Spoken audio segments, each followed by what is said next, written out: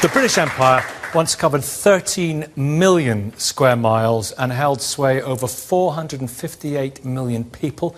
It was the largest empire in history. The extent of its territories across all the continents coloured the maps pink and created an empire on which the sun truly never set. Today on The Big Questions, should we be proud of the British Empire? The British Empire, for a fact, is nothing to brag about. We're going to be extremely firm and extremely mean. If anyone starts any trouble, they'll just get their head blown off. They'll get the message in time, you know. We remember all this in the context of Boris Johnson telling us that to pull down statues is to lie about our history. The entire history that we are told about British imperialism is a lie. When the British decided to leave Kenya in '63, they took with them more than 1,500 government files, all marked top secret. Over the next 40, 50 years, these documents were spirited away and hidden in a facility known as Hounslow Park, linked to GCHQ, which is used by MI5, MI6, hidden in plain sight. And when you tried to request these documents, you were told that they didn't exist. The highest award given to British officials who work abroad is the Order of St. Michael and St. George. This consists of a star with a little enamelled painting, and the painting shows the angel St. Michael standing on the neck of the devil, and the devil is a black man. And the idea of standing or kneeling on the neck of a black man is deeply embedded in these notions of dominance, of white people over black people. In the annals of history, the British Empire's expansion and rule over vast swaths of the world, particularly in Africa, was marked by a trail of blood, tears, and exploitation. The Mau Mau Uprising is an armed freedom movement that takes place in Kenya in the 1950s. It is one of the most violent armed struggles in the British Empire. The British might say they don't do torture, but we, the Mau Mau people, have gone through their torture. For the first time, the release of new documents has given us a very much fuller account as to what had been done and why and how the British had tried to justify it. And now, because of the new documentation, historians in Britain and in Kenya, they're investigating how the British atrocities were institutionalized and they were known from the top in London all the way down into Kenya.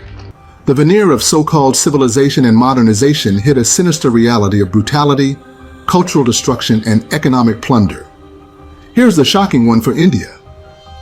British colonialism was responsible for more than 100 million deaths in India. And that is just in 40 years of the British Empire.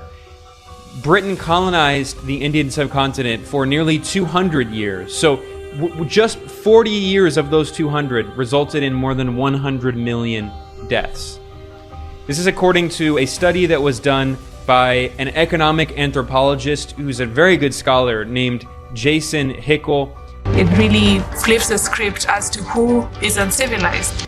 From the brutal exploitation of indigenous peoples to the ruthless suppression of local cultures and traditions, the British Empire left a trail of devastation in its wake. There was something like 25,000 fighters. They were mostly individuals who had been in some way disinherited or had their land dispossessed. They were the have-nots, if you will, of African society. Extreme poverty in India increased under British colonial rule. In 1810, 23% of people in India lived in extreme poverty. In the mid-20th century, in the mid-1900s, 100 years later, more than 50% of Indians lived in extreme poverty. That's to say that from the 19th to the 20th century, in that 100-year period, extreme poverty more than doubled under the British Empire in India. From the Americas to Africa, Asia, and the Pacific, the British Empire engaged in a wide range of oppressive and exploitative practices that have had lasting impacts on the societies and cultures of the colonized peoples till date. They are in their 70s and 80s now, but they travelled thousands of miles from their homes in rural Kenya, seeking justice they say is more than half a century overdue. This is the story of the heinous activities perpetrated by British colonial masters towards black countries and peoples.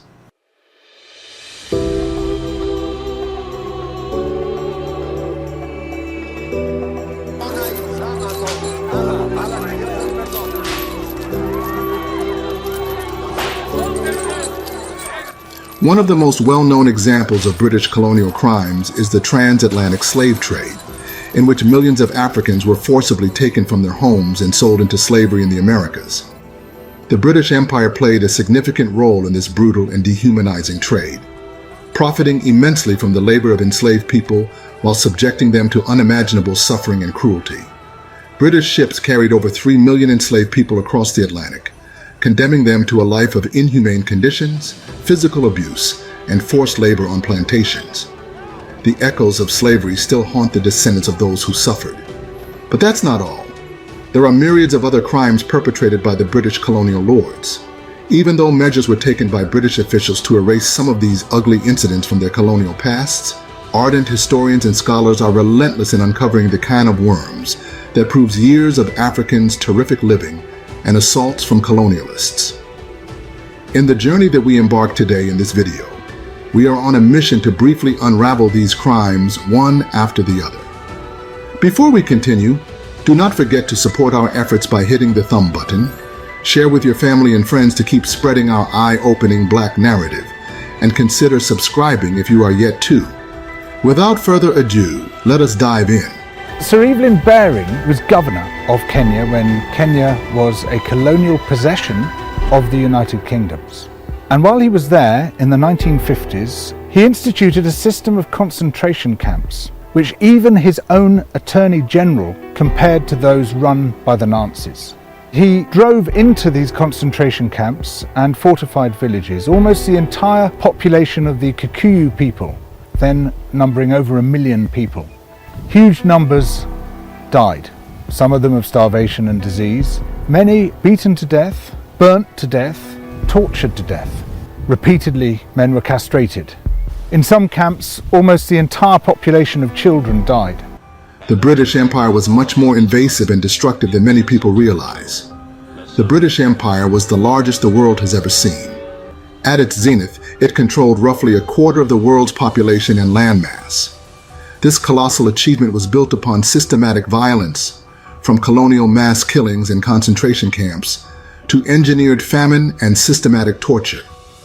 In the cases of India and Palestine, British imperial rule ended in ongoing and bloody legacies of partition. Here are the imprints left everywhere they went. 1. Blood-stained sands. The British colonial regime's thirst for power and resources led to countless mass executions and decimations of peoples of color. The British used forced labor, land expropriation, and cultural suppression to maintain control over local populations. Kingdoms like the Zulu Kingdom, for instance, were destroyed, and thousands of Zulu people killed during the Anglo-Zulu War.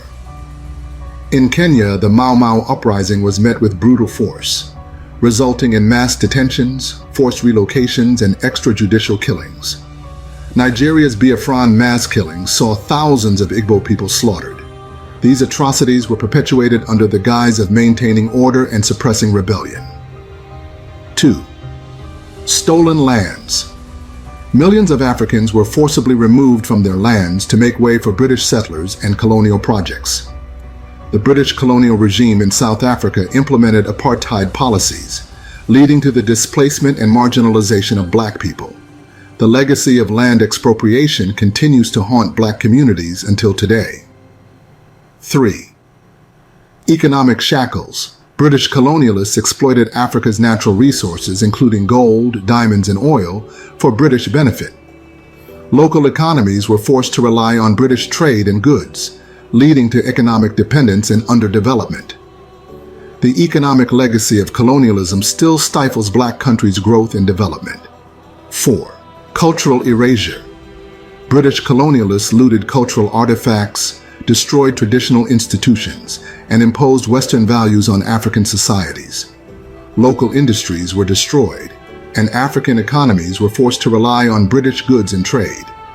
The cultural heritage of black countries was systematically erased, leaving a void that still resonates today. Now let us dive a little deeper into these dark chapters of history. The Anglo-Zulu War. In 1879, January 11th to July 4th in South Africa, the British fought a war against the Zulu kingdom. The Zulus resisted bravely and were only defeated after a series of particularly bloody battles that have gone down in the annals of colonial warfare. The background of the battle began with the British having interest in Zululand. They specifically wanted the Zulu population to provide labor in the diamond fields of South Africa. They also wanted to create a South African federation in the region that included Zululand, and they wanted to settle Boer land claims in the region that included territory held by the Zulus. Following the passing of the British North America Act of 1867 forming a federation in Canada, Lord Carnarvon had thought that a similar political effort, coupled with military campaigns, might lead to a ruling white minority over a black majority, which would provide a large pool of cheap labor for the British sugar plantations and mines, encompassing the African kingdoms, tribal areas, and Boer republics into South Africa. In 1874, Sir Bartle Frere was sent to South Africa as High Commissioner for the British Empire to effect such plans. Among the obstacles were the armed independent states of the South African Republic and the Kingdom of Zululand. The Zulu Kingdom King Cetshwayo refused to submit to British control and instead organized an army of nearly 60,000 men. In December 1878, Sir Bartle Frere, the British High Commissioner of South Africa, issued an ultimatum to Cetshwayo demanding that the Zulus dismantle their military system within 30 days and pay reparations for alleged insults. When the ultimatum was refused in January 1879, the British troops, under the leadership of Lord Chelmsford, marched on Zululand. On January 12, 1879, an early skirmish took place at Sihayo's Kraal, with British forces led by Lord Chelmsford and the Zulus led by Mukumbikazulu Kasihayo, who was killed in the battle, resulting in a British victory. On January 22nd, the British and Zulu met at what would be known as the Battle of Isandlwana. The British Army, comprising 1,800 troops, while the Zulu Army, some 20,000 strong, was led by Ntshingwayo Khoza. Despite the British having superior military resources, they faced a humiliating defeat at the hands of the Zulus. Some military authorities likened the defeat to that of General George Armstrong Custer at the Battle of the Little Bighorn River in Montana Territory, USA, in 1876. Later on the day, Cetshwayo's brother Dabula Manzi Kampande led the Zulu troops at Rorke's Drift, Natal Province, against British forces led by John Chard and Gonville Bromhead. The conflict, later called the Battle of Rorke's Drift, saw 140 British Army regulars defeat 4,000 Zulu warriors. However, it was quite a remarkable show of resistance on the part of the Zulu people who did not back down from standing up for what was theirs. But a little more back and forth in the fierce battle for survival, and they were defeated by the British. Their military resource no doubt was their upper hand. After around 20,000 Zulus had been killed at Ulundi, and then another 6,000 slain, King Cetshwayo was hunted down and captured. The Zulu monarchy was suppressed and Zululand divided into autonomous areas. In 1887, Zululand was declared British territory and finally annexed to Natal 10 years later. The actions of the British Empire had led to 1. Loss of land, sovereignty and cultural identity 2. Displacement and marginalization of the Zulu people 3. Economic exploitation and poverty 4. Intergenerational trauma and cultural erasure. Today, the Zulu people continue to rebuild and reclaim their heritage, seeking recognition and redress for the historical injustices perpetrated by the British Empire. 2. The Biafran Pogrom. The Biafran Pogrom, or mass killing, was the outcome of the Nigerian Civil War, or the Nigerian Biafran War, which was fought from 1967 to 1970 between Nigeria's federal government and the secessionist state Biafra. Looking from afar, it would appear that ethnic conflict, economic inequality, and educational disparities were the factors that contributed to the start of a war which killed an estimated 500,000 to 3 million people called the Igbos or Biafrans. But the truth is, the British colonial government had orchestrated this outcome from the jump. In this war, Nigeria was led by General Yakubu Gowon, and Biafra by Lieutenant Colonel Chukwuemeka Odumegwu Ojukwu. Biafra represented the nationalist aspirations of the Igbo ethnic group, whose leadership felt they could no longer coexist with the federal government, dominated by the interests of the Muslim Hausa Fulanis of northern Nigeria. The conflict resulted from political, ethnic, cultural, and religious tensions, which preceded the United Kingdom's formal decolonization of Nigeria from 1960 to 1963. Immediate causes of the war in 1966 included a military coup, a counter-coup, and anti-Igbo pogroms in northern Nigeria. This civil war can be connected to the colonial amalgamation in 1914 of the Northern Protectorate, Lagos Colony, and Southern Nigeria Protectorate, which was intended for better administration due to the proximity of these protectorates. However, the amalgam didn't take into consideration the differences in the culture and religions of the people in each region. This the British colonialists had intentionally positioned to keep them always coming into the nation's affairs. Thus, unhealthy competition for political and economic power cannot be avoided. After a pogrom of Igbos in northern Nigeria in May 1967, the Igbo people seceded from Nigeria and declared the establishment of the Republic of Biafra. The British government at this point demanded that Nigeria must stay as one country, despite huge religious, linguistic, and ethnic differences. However, with the help of the British, the Nigerian government would blockade Biafra in order to starve its population. The British government would also be the main suppliers of firearms to the Nigerian army during this war in question. Between 1966 and 1970, more than 3 million of the Igbo tribe were murdered in the Biafran War. Alongside the concurrent Vietnam War, the Nigerian Civil War was one of the first wars in human history to be televised to a global audience. In mid-1968, images of malnourished and starving Biafran children saturated the mass media of Western countries. The plight of the starving Biafrans became a cause célèbre in foreign countries. 3. The Amritsar Mass Execution. The Amritsar Mass Execution, also known as the Jallianwala Bagh Massacre, was a tragic event that took place on April 13, 1919, in the city of Amritsar, in the Punjab region of India. The massacre was carried out by British troops under the command of Brigadier General Reginald Dyer and resulted in the deaths of hundreds of unarmed Indian civilians. The events leading up to the mass killing began with the implementation of the Rowlatt Act in 1919, which allowed the British government to imprison individuals without trial. This act was met with widespread protests and strikes across India, as Indians felt that their civil liberties were being violated. In Amritsar, tensions were particularly high due to the presence of a large number of Sikh pilgrims who had gathered to celebrate the festival of Baisakhi. So, on April 13, 1919, a large crowd of around 10,000 people gathered in the Jallianwala Bagh, a public garden close to the Golden Temple complex in the city of Amritsar. While some were there to protest colonial laws against public gatherings, others were there to take part in the Baisakhi festival and usher in the arrival of spring. Brigadier Reginald Dyer, who had been sent to Amritsar to restore order, arrived at the scene with a group of soldiers and without warning ordered his troops to open fire on the unarmed crowd. The soldiers fired indiscriminately into the crowd for about 10 minutes until they ran out of ammunition, killing and injuring hundreds of people, including women and children. The massacre was brutal and merciless, with many of the victims being shot in the back as they tried to flee. The soldiers also blocked the only exit to the garden, trapping the crowd inside and preventing them from escaping. The mass execution had sparked outrage and condemnation both in India and around the world.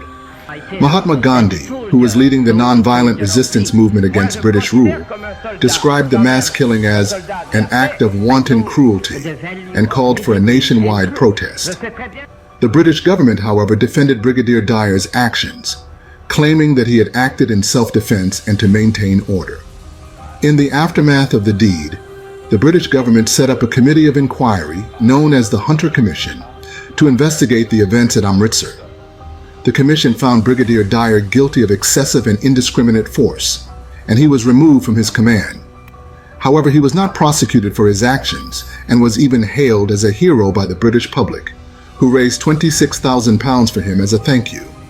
The Amritsar mass murder stands as one of the most bloody episodes of violence against peaceful protesters in the history of the British Empire. 4. The Anglo-Boer War. The Second Anglo-Boer War, also known as the South African War, was fought between the British Empire and the two Boer republics of the Orange Free State and the South African Republic, Transvaal, from October 11, 1899 to May 31, 1902. The conflict was sparked by tensions over British imperial ambitions in South Africa and the Boers' desire to maintain their independence and control over their territories. The war began in October 1899, when the British, under the leadership of Sir Redvers Buller, invaded the Boer republics in an attempt to assert their dominance. The Boers, who were skilled guerrilla fighters, initially had the upper hand and inflicted several defeats on the British forces. However, the British eventually gained the upper hand due to their superior numbers and military resources. Under pressure to swiftly conclude the Second Anglo-Boer War from 1900 to 1902, the British Army under General Kitchener launched a brutal campaign to systematically clear Boer guerrilla fighters from the South African Republic and Orange Free State. Kitchener's troops established a network of concentration camps, burnt farms, and slaughtered livestock. They subsequently deployed waves of irregular troops and mobile columns to hunt down the guerrillas. The camps were set up to house Boer women and children who were displaced by the war and to prevent them from aiding the Boer guerrilla fighters. Conditions in the camps were harsh and overcrowded, with inadequate food, shelter, and medical care. The camps were poorly managed, and disease spread quickly among the inhabitants. Many of the women and children in the camps died from malnutrition, diseases such as typhoid and dysentery, and exposure to the elements. The effects were devastating. The British authorities justified the establishment of the camps as a necessary measure to control the Boer population and to prevent them from supporting the Boer fighters. The Boer women and children in the camps were subjected to harsh treatment by the British authorities, who viewed them as enemies of the state. Many of the women were separated from their children and forced to perform hard labor in the camps. In the end, almost 28,000 Boers died in British concentration camps. About 22,000 of them were children. The British failed to keep records for the estimated 20,000 black Africans that died in the camps. 5. The Mau Mau Uprising in Kenya. The Mau Mau Uprising was a significant period in Kenyan history that took place between 1952 and 1960. It was a violent and bloody conflict between the British colonial authorities and the Mau Mau rebels, who were fighting for independence and land rights. The Mau Mau were both a political organization and a paramilitary group which rose in revolt during the 1940s, eventually breaking into open warfare with the British and other imperial troops in 1952. The majority of the Mau Mau revolutionaries were the Kikuyu people. The revolt was sparked by a number of factors, including land grievances, political marginalization, and economic exploitation. The Kikuyu people, who made up the majority of the population in Kenya, had been dispossessed of their land by British settlers and were forced to work as laborers on European-owned farms. Many Kikuyu also felt that they were being denied political rights and opportunities for advancement in the colonial administration. In response to the rebellion, the British colonial authorities declared a state of emergency in Kenya and launched a brutal counterinsurgency campaign to suppress the Mau Mau. After declaring an emergency, the British pursued a policy of divide and conquer. Civil liberties were suspended. Kikuyu were rounded up into work camps. 1.5 million people were held in camps or villages surrounded and fortified by British troops. The camps bore signs which read, "Labor and Freedom."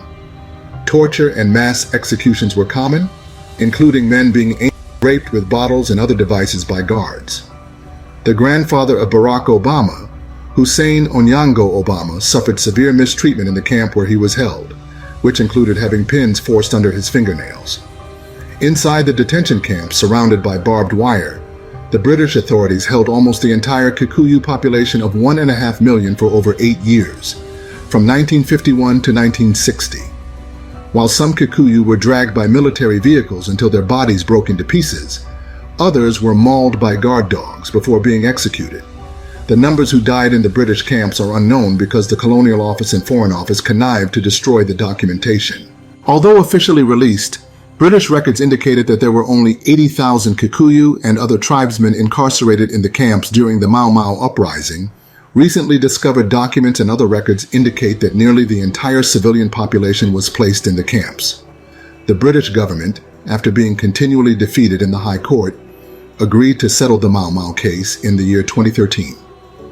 On June 6th of that year, the then UK Foreign Secretary, William Hague, announced that 5,000 survivors would each receive £3,800 payment, and also expressed the nation's sincere regrets to Kenyans who were subjected to torture and other forms of ill treatment in the hands of the colonial administration. More on Britain's depraved ploy is 6. The Bengal Famine. The Bengal Famine of 1943 was one of the most devastating famines in Indian history, resulting in the deaths of millions of people. The famine was caused by a combination of factors, including a severe cyclone that hit the region in October 1942, destroying crops and infrastructure, and the policies of the British colonial government. The cyclone destroyed large areas of farmland in Bengal, leading to a significant decrease in food production. But instead of finding ways to salvage the situation, the British government, under pressure from World War II, implemented policies that exacerbated the famine. They diverted food supplies from Bengal to feed the British troops in the war effort, leading to a shortage of food in the region. At the time, Britain blamed the consequence of famine on adverse weather conditions and food shortfalls, portraying the tragedy as an unavoidable natural disaster. However, in reality, what approximated mass starvation was not an act of nature, but was entirely engineered by the colonial lords. As the food shortage worsened, prices skyrocketed, making it impossible for many people to afford even the most basic necessities. The government's response to the famine was slow and inadequate, with officials downplaying the severity of the situation and failing to provide adequate relief to those affected. However, the effects of the famine were devastating. Millions of people died from starvation and disease, with reports of people resorting to eating grass and leaves to survive. The most vulnerable groups, such as children and the elderly, were particularly hard hit. As Bengal grappled with famine in 1942, Winston Churchill, former British Prime Minister, decided to export thousands of tons of grain to support a parallel famine in Greece and sustain the British war effort. And as if that wasn't enough torture, India was also banned from using its own sterling reserves to acquire food for its starving population. As millions of tons of wheat were exported back to the UK, Winston Churchill famously said, "I hate Indians. They are a beastly people with a beastly religion. The famine was their own fault for breeding like rabbits." The underlying causes of the Bengal famine were thus not drought, but the policy decisions of the British government. 7. The partitioning of India is another British shortfall to be considered. The partitioning, which took place in 1947, was a significant event in the history of the Indian subcontinent. The partition was a result of the British decision to divide their Indian colony into two separate nations, India and Pakistan. The partition was based on religious lines, with the predominantly Hindu regions becoming India and the predominantly Muslim regions becoming Pakistan. The partition was a traumatic event that led to widespread violence, displacement, and loss of lives. Millions of people were uprooted from their homes and forced to migrate to the newly created nations. The violence that accompanied the partition was brutal and resulted in the deaths of hundreds of thousands of people. The effects of the partition were far-reaching and long-lasting, as the division created deep-seated animosities between Hindus and Muslims that continue to this day. The partition also led to the displacement of millions of people, many of whom lost their homes, livelihoods, and loved ones. Having political consequences, the partitioning set the stage for decades of conflict between India and Pakistan. The two nations have fought multiple wars over the disputed region of Kashmir, which was left divided between them after the partition. 8. The Irish Potato Famine. The Irish Potato Famine in Charles Trevelyan is also another gruesome case to consider.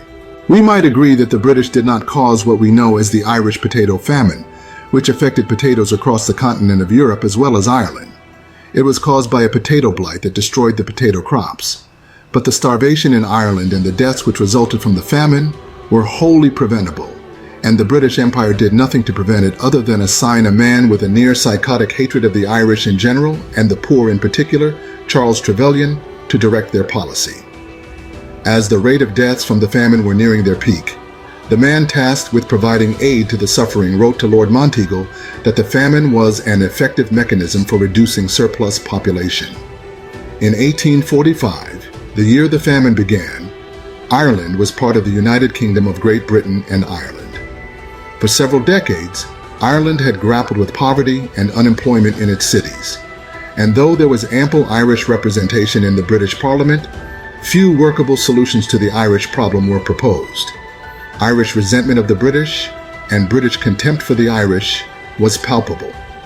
Most of the Irish, 80% of whom were Catholics, lived as tenant farmers on estates owned by absentee landlords who used middlemen to collect their rents.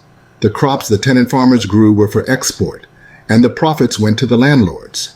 They were allowed to grow a few crops for themselves and their families, and the potato was one crop favored for this due to its yield, and, unlike wheat, the fact that it could be used without further processing.